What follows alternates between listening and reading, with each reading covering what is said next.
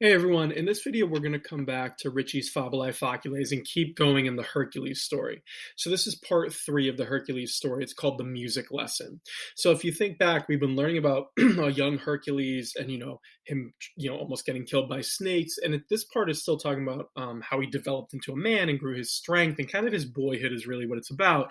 And this is going to be the first part of the story where we see one of Hercules' fatal flaws, which can really be his anger. And you're going to see that show up in this story. So it starts like this. You have Hercules a puero corpus suum diligenter exerceba. So Hercules is our subject. A puero really means like from boyhood. It literally looks like from a boy, but in English you probably say from boyhood. He exercebat means he exercised, or he was exercising, you might say. And what do we exercise? Our bodies, right? Corpus suum here. Remember, corpus is neuter, body, suum just means his own. It's the reflexive pronoun. So you're saying from boyhood, he exercised his body carefully or diligently, however you want to translate diligente, right? So he's very big into fitness, which makes sense because he's Hercules. Then you have the rest of that line, or the next part of that line. We have magnam partem diei in palaestra consumebat.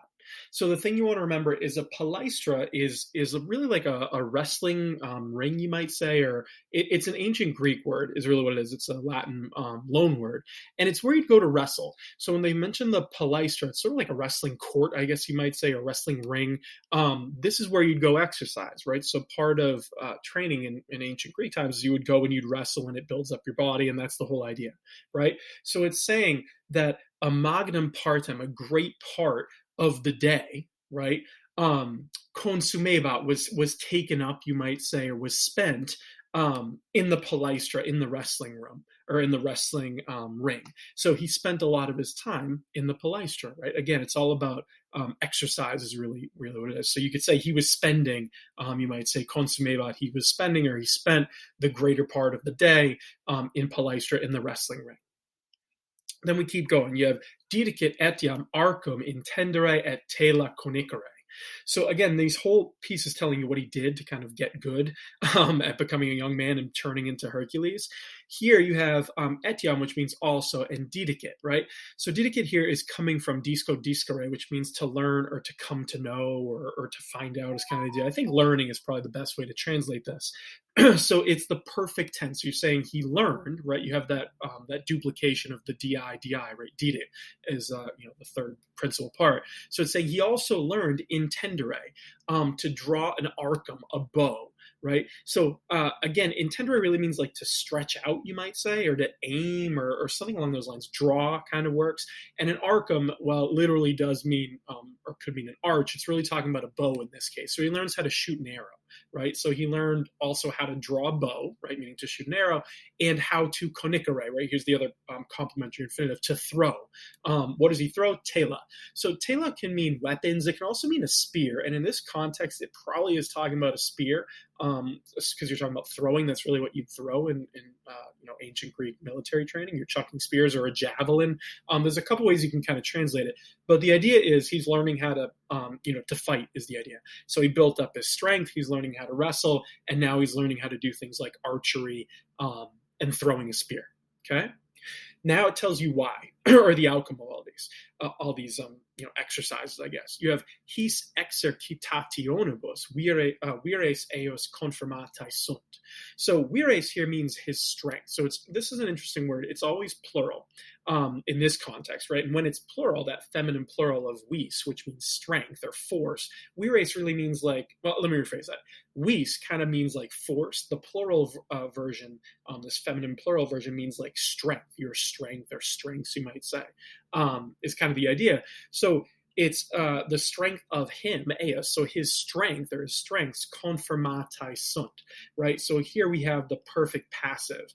So confirmo, right? Confirmatae comes from confirmo, which means to strengthen or make strong. So it's a little odd in English to say his strengths were strengthened, but that's kind of what you're getting at.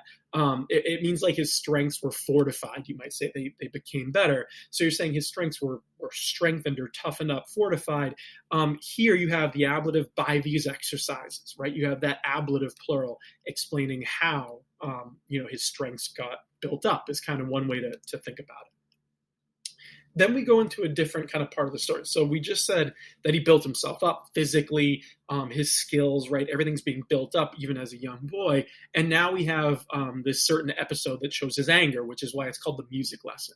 And you can tell because we start in musica, right? So you have in musica etiam alino cantaro erudiebator, right? And then you have this side note, this parenthesis that says cantare autem equi erant sed caput hominis habebant. Okay, so in musica means in music, right? Literally in the art of studying music, right?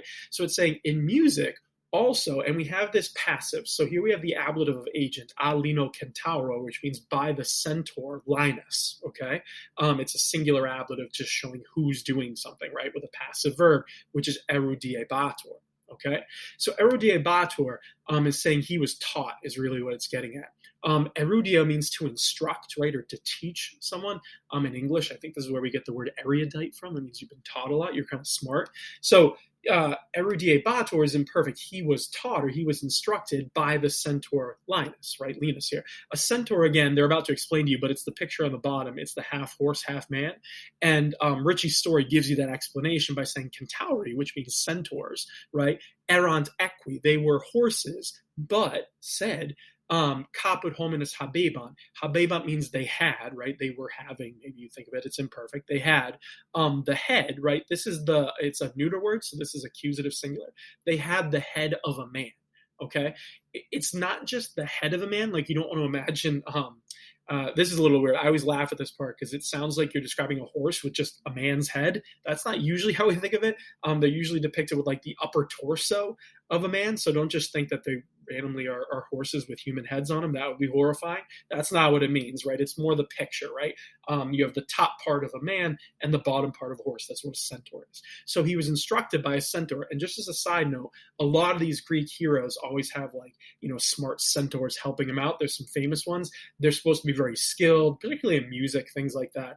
And they teach Greek heroes, and Hercules is no different. Okay, so he's getting taught music. So before we even move on, you can kind of tell, based on what we just said and where Herc spends his time, you can guess that music is not really his thing, which is what we're about to see. So you have hic tamen arti minus diligenter studebat. Okay, so here what we're really getting at is the centaur is teaching him music, but however, right, tamen, he was studious, studebat, minus diligenter, less diligently, you might say, right? So he was not as diligent studying music is kind of what you're getting at. Hic arti is dative, right? So ars artis, it's the object of this verb studeo, right? So the idea is studeo means to be eager for or enthusiastic for. You can also translate it to study, right? So you might say he was less enthusiastic, right? When you say you're less enthusiastic for something, you need a dative, which is why you have hic arti, which means this art, meaning music, right? So however, for this art, he was less enthusiastic, right? And again, minus diligenter, it means he was studying it basically like less diligently, you might say. He's not a big fan of learning music, is kind of what they're getting at, which makes sense. He's more of a physical hero. Then you have hic Linus, Herculem olim objurgabat, quod non studiosus erat. So this Linus, right, hic Linus, his teacher, he olim once, right? He once was scolding him. Objurgabat means like to scold or to yell at someone is really what it means in this context. And again, objurgo means to like reproach or scold, chide, however you want to do it. So he's yelling at him is the idea. So he once yelled at Hercules, right? You don't pay enough attention to music, rah, right? He's mad. Why? Because non studiosus erat, right? He was not studious, right? He wasn't really paying attention, is the idea. And studiosus can mean eager, diligent, studious, some version of that, excited, kind of, right? He really wasn't into the music. So since he wasn't into learning music, at least not as much as, the physical part, his teacher yells at him. Hercules is not a big fan of people yelling at him. So one of the themes you're going to see with Herc is he has flaws, and one of them is his anger and his quick temper. He's about to flash that here. So he gets yelled at by Linus. Then you have tum puer eratus kitharum subito rapuit, et omnibus viribus capit magistri in felicis percussit, right? So then the puer eratus, the angry boy, he rapuit, he seized, he subito rapid, he suddenly seized. What did he seize? Kithara, the kithara. A kithara is sort of like a lyre. It's this, this instrument, there's a picture of it I put below. It's got the strings, I think you'd call them, right? Not quite a guitar, but I guess like a lyre. I think people still play the lyre today. So there we go. I'm showing my own ignorance. But that's the musical instrument, the kithara. It's a very famous ancient Greek instrument. So he grabs the kithara, which presumably he was playing terribly and not paying attention. And what does he do? Omnibus viribus, with all his strength. Again, here viribus is plural because when you pluralize vis, which means force, you get the word strength. So with all his strength, right, percussit, he hit. Okay, it's perfect tense. So he struck or hit. Think percussion instrument, like a drum. What did he hit? The caput magistri infelicus. He hit the head of the unlucky teacher, the magistri infelicus, right, the unfortunate teacher. So his response to getting yelled at is to pick up the instrument and bash his teacher over the head, which kind of makes sense because Hercules is like a manifestation of strength, like pure strength is really what he's the hero of. Not so much intelligence and not so much like thinking things through logically. He's quick-tempered. He has a nasty temper, a ton of strength, and he beats this guy's brains in with his own kithara, right? This very violent scene from Herc towards his music teacher. Then you have the last line here, ille ictu post prostratus est, et Paulo post e vita excessit, neque quisquam postea et officium suscipere voluit. Okay, so ille means he, right? This one, that one, you might say. It's talking about Linus, right? The guy who just got hit. Prostratus est means he was kind of like knocked down, made prostrate, right down to his knees, right? You might say. Another way to say it is maybe like laid. He was laid out. I don't know if that sounds a little too colloquial, but that's literally what it means. He was kind of made to be lying down, is the idea. He was laid out by what? We need that ablative of agent, ictu. Remember, when you're talking about a thing, you don't need the preposition a or ab. So ictu is the strike. So he was laid out by this strike, meaning he was knocked down. And then we have this funny little euphemism here from Ritchie. Always makes my students laugh. You had at Paulo post, which means a short time after. So Paulo here, literally, it's that ablative of degree of difference. There we go. And it means like a little bit. By a little bit, you might say. It's modifying the word post, which means after. So it's working as like an adverb here. So after, post, by a little bit. So you could translate it a short time after is kind of a good way to do it. Excessit e vita. So excessit is an interesting word to use.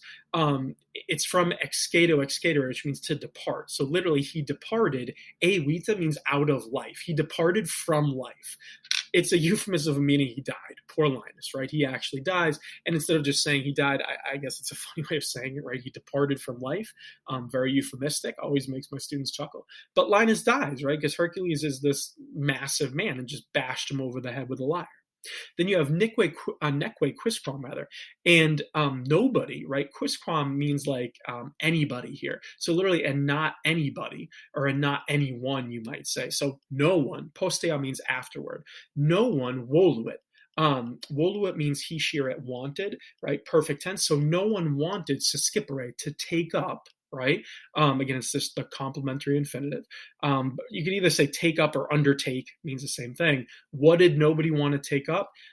Id officium, right? This office or this duty.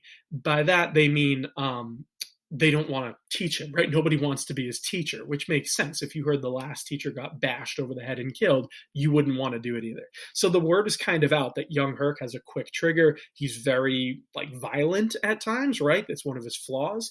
And nobody wants to be his teacher anymore. Okay, so that's the entire section or part of the Hercules story. Again, hopefully the Latin was pretty straightforward to understand. There's the euphemism here, a couple of slightly tricky things, but again, just follow the vocab, and you should be able to handle it pretty well. But the real part of the story is now we're starting to get at this idea of what Hercules' flaw is, and this violent tendency, this quick trigger, is going to be something that comes back in the next couple of chapters. As we learn about his labors, you're going to understand why he undertakes these labors and why he's known, or maybe I'll rephrase it, how his quick trigger and quick anger really ruined his life, right? You're setting that up here with the first part of the story. So hopefully that made sense. If you have any questions at all, again, just put them in the comments below and I'll help you however I can. But otherwise, just keep working at it. And again, this is a really good story to practice the Latin. Hopefully you feel in a good place with it. And the more you read it, the better you're going to feel. Good luck.